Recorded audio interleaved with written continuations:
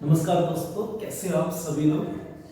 बहुत बहुत स्वागत है आपका अदिति क्लासेस के इस न्यूज में। हम कंटिन्यूसली हरियाणा बोर्ड की HVSC की 10th क्लास की हिस्ट्री को टारगेट करके बैठे हुए हैं। इस क्लास के अंतर्गत हम लोग जो पढ़ने जा रहे हैं उसमें इस्लाम धर्म, स्पेस, ईसाई धर्म के बीच में क्या मतभेद रहे इनके बारे में।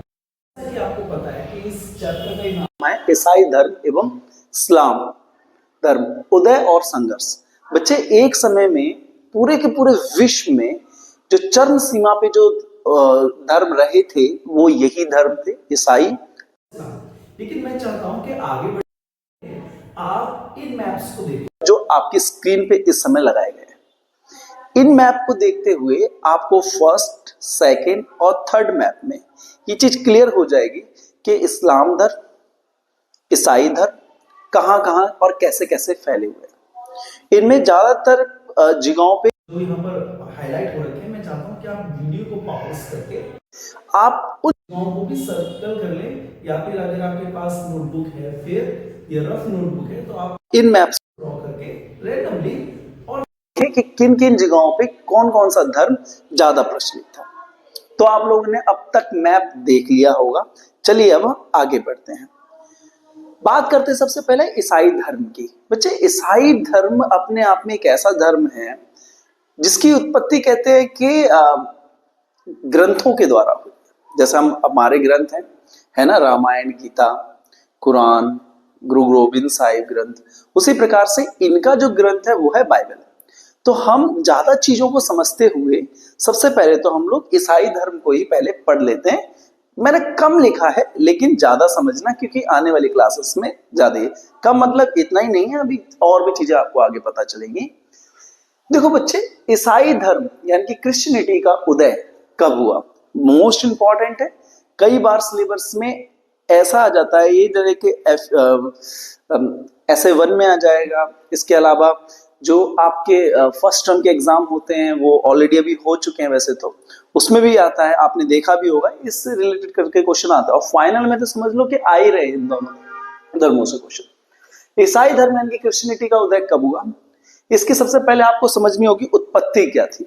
उत्पत्ति मतलब कहां से स्टार्ट हुआ और वो क्या समय था इसकी उत्पत्ति। ईसा मसीह का जन्म लगभग 4 से 6 ईसा पूर्व, ठीक है, और सक्रियता लगभग 1 शताब्दी में हुई थी। यहां समझने वाली बात यह है, कई बच्चे कंफ्यूज रहते हैं कि ईसा मसीह का जन्म कब हुआ और ईसा मसीह के जन्म से पहले और बाद में क्या था। आपने सुना होगा ईसा पूर्व, ईसवी, वो भी चीजें मैं आपको अभी बता दूंगा। तो ईसा मसीह का जन्म लगभग 4 से 6 ईस्वी ईसा पूर्व में सक्रियता हुआ। लेकिन क्रिश्चियन धर्म यानी कि ईसाई धर्म जो सबसे ज्यादा सक्रिय हुआ वो हुआ 1ली शताब्दी में, ठीक है।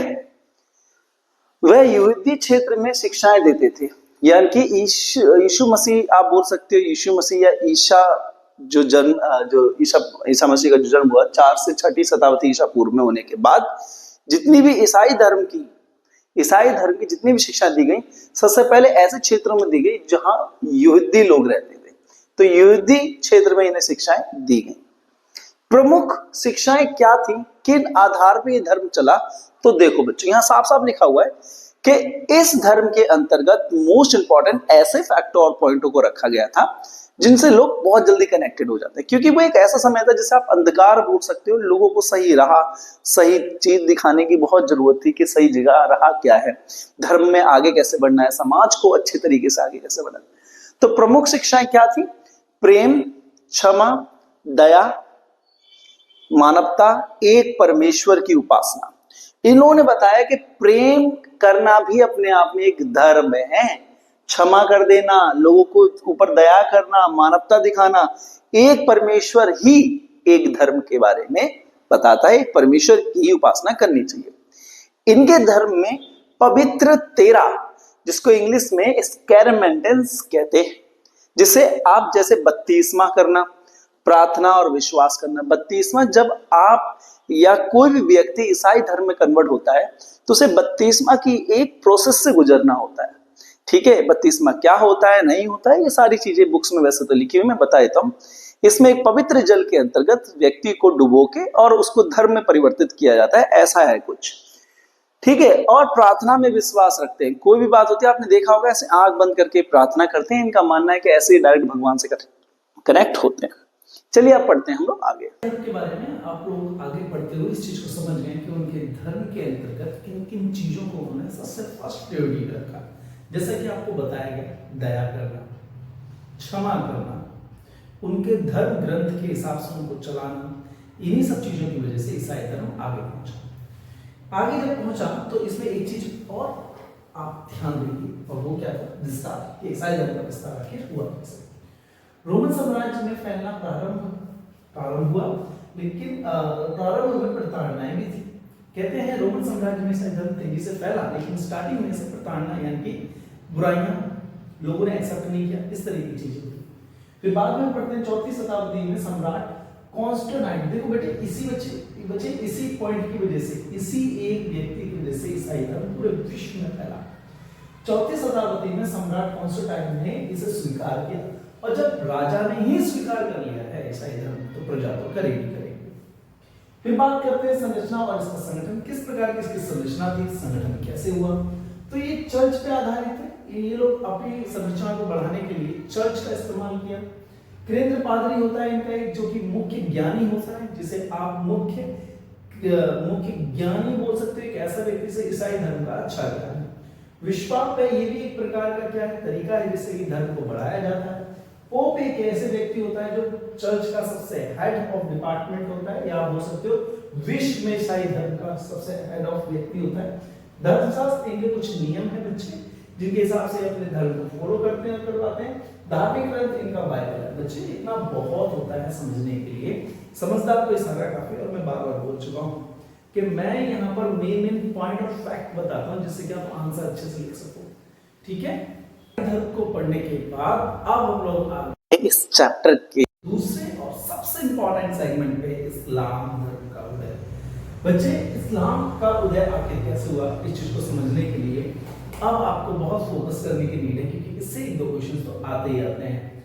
उत्पत्ति और समय की बात करें तो पैगंबर मोहम्मद का जन्म लगभग 570 ईस्वी में मक्का में हुआ था, और जब से उनका जन्म हुआ तभी से ही इस्लाम धर्म की अवधारणाएं तेजी से आगे बढ़ने लगी। 610 ईस्वी में पहली दृष्टि यानी कि रेवोल्यूशन मिली। देखो 570 ईस्वी में मोहम्मद पैगंबर ने इस्लाम धर्म की नींव रखी, नो डाउट, लेकिन 610 ईस्वी में इसको फर्स्ट रेवोल्यूशन मिली, यानी कि तेजी से इस्लाम धर्म फैलने लगा और आगे पहुंचा। ठीक है, मिली। और कुरान की भी शुरुआत वहीं से ही। कुरान एक इनकी बहुत ज्यादा इंपॉर्टेंट एक ग्रंथ। कहते हैं इस्लाम धर्म के मूल स्तंभ होते हैं, ये 5 मूल स्तंभ है जिनको ये फॉलो करते ही करते हैं। इनको बिना फॉलो किए इस्लाम धर्म नहीं कहलाता है। ठीक है, तो पहला है क्या, शहादा। अब ये शहादा क्या है ये भी हम पढ़ेंगे। पहला है शहादा, नमाज, ज़कात, ठीक है, रमजान और हज करना। ये 5 इस धर्म के मूल मंत्र हैं, या आप कहो कि इस धर्म को फॉलो करने के लिए ये 5 चीजों का होना अनिवार्य है। क्या होता है शहादा? तो देखो, शहादा का मतलब होता है इनकी सोच एक मान लेना कि एक परमेश्वर यानी कि सिर्फ अल्लाह है, और अल्लाह की एकता, और मोहम्मद उनके पैगंबर है। मोहम्मद कहा गया है कि अल्लाह एक है, और मोहम्मद पैगंबर कौन है? उनके पैगंबर, हाँ, और मोहम्मद उनके पैगंबर है। दूसरा है नमाज, दिन में 5 समय की प्रार्थना करना नमाज कहलाता है, या नमाज जो होती है 5 समय की जो होती है वो मस्ट होते हैं इनके धर्म में। ज़कात, निर्धनों को दान देना कहलाता है। रमजान, रोजा यानी कि उपवास करना रमजान कहलाता है। हज और जीवन में एक बार मक्का की यात्रा करना कंपलसरी है।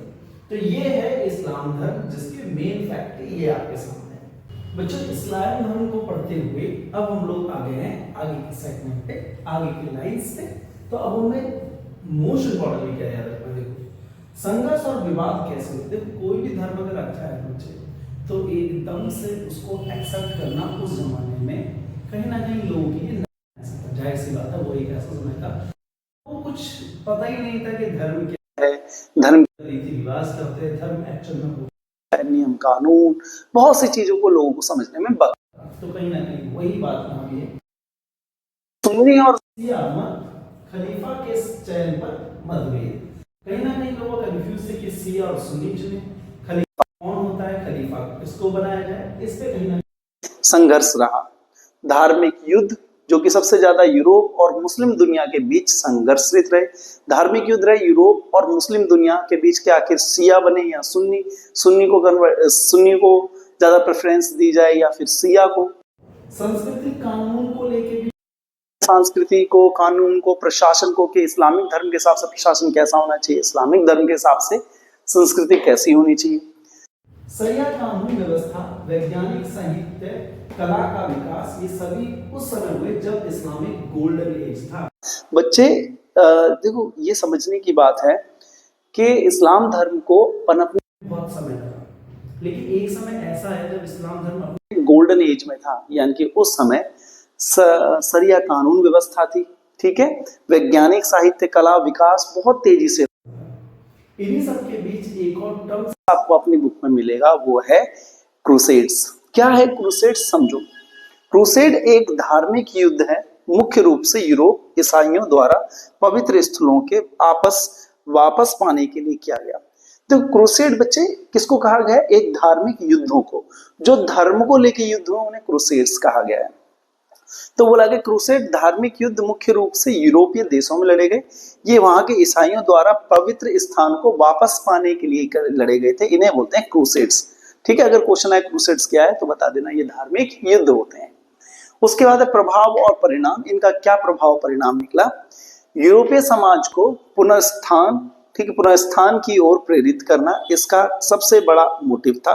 व्यापारी मार्ग खोले गए और विज्ञान और ज्ञान का आपस में आदान प्रदान हुआ, ये था गोल्डन एज ऑफ उस समय का। ये जितने भी पॉइंट मेरे आ रहा हूं, इन सारे ही पॉइंटों को आप बस पॉइंट वाइज पॉइंट लिखते चलिए, और एक बार बुक की रीडिंग कर लोगे तो पूरा चैप्टर माइंड में सेट हो जाएगा। धर्म में और ईसाई धर्म में क्या फर्क था, मतभेद क्या था। लेकिन बच्चे, इस्लाम धर्म का कहीं ना कहीं यूरोप में कुछ ज्यादा ही योगदान रहा है। कैसे? कला, सामग्री, संस्कृति, चिकित्सा, खगोल शास्त्र और इस्लामिक योगदान ने यूरोप को प्रभावित किया। यानी कि इस्लाम धर्म ने यूरोप में ज्यादा इंटेंस को कमाया, ज्यादा प्रभावित वहां के लोग इन चीजों से ज्यादा हुए हैं। सूफी विचार और सामंत ने हिंदू मुस्लिम संवाद को भी बढ़ावा दिया है। ठीक है, सूफी विचार यानी कि जो ऋषि मुनि, हमारे भारत में हम हिंदुओं में ऋषि मुनि कहा जाता है, उनमें सूफी विचार कहा जाता था। ठीक है, सूफी विचार और सामंत, ठीक है, संत मंत ने हिंदू मुस्लिम संवाद को भी बढ़ावा दिया है। सूफी बच्चे एक ऐसे ऋषि मुनि हुआ करते थे, हम ऋषि मुनि बोलेंगे, ठीक है, जिन्होंने समाज को ना अंधकार से दूर करने में अपनी बहुत अहम रोल प्ले किया है। ये वे लोग होते थे जो राजा, महाराजा, प्रजा, आम जनता से जुड़े होते थे, और इनका मेन काम था उनकी दुविधाओं को, उनके दुखों को, ठीक है, दूर कर देना, उनको समझाकर, उनको सही रास्ता दिखा के। तो सूफी मत ने हिंदू मुसलमान दोनों लोगों को एक करने में अपने समय में अहम भूमिका निभाई है। यही चैप्टर फिनिश होने के साथ साथ मैं आपको कुछ क्वेश्चंस दे के जा रहा हूं। आप कोशिश करें इन क्वेश्चंस को रिटर्न प्रैक्टिस करें। और हाल ही में कुछ दिन पहले ही मैंने वैसे तो ऑफलाइन क्लासेस करवाई हुई हैं, लेकिन मैं आप लोगों को जैसे ही ये चैप्टर्स 2-3 चैप्टर और फिनिश हो जाते हैं, मैं आप लोगों को आंसर लिखने की एक बहुत अच्छी टेक्निक बताऊंगा, जिससे कि हरियाणा बैचेस के बच्चे जो हरियाणा राज्य में पढ़ रहे हैं उनको बहुत हेल्प मिले, अच्छे नंबर लेके आए। ठीक है, तो इसके साथ मैं आपको क्वेश्चंस दे के जा रहा हूं, इसको नोट डाउन कर लो। ईसा मसीह का जन्म कहाँ हुआ था? कमेंट में इसका आंसर लिखना है आप लोगों को। इस्लाम के 5 स्तंभों में से कोई 3 स्तंभों के बारे में आपको बताना है। पैगंबर मोहम्मद की हिजरत का क्या महत्व है? इन सारे क्वेश्चंस के आंसर आप कोशिश करें कमेंट में हिंदी और इंग्लिश किसी भी लैंग्वेज में बताएं। तब तक के लिए अपना ध्यान रखिए। Thank you so much. नमस्ते।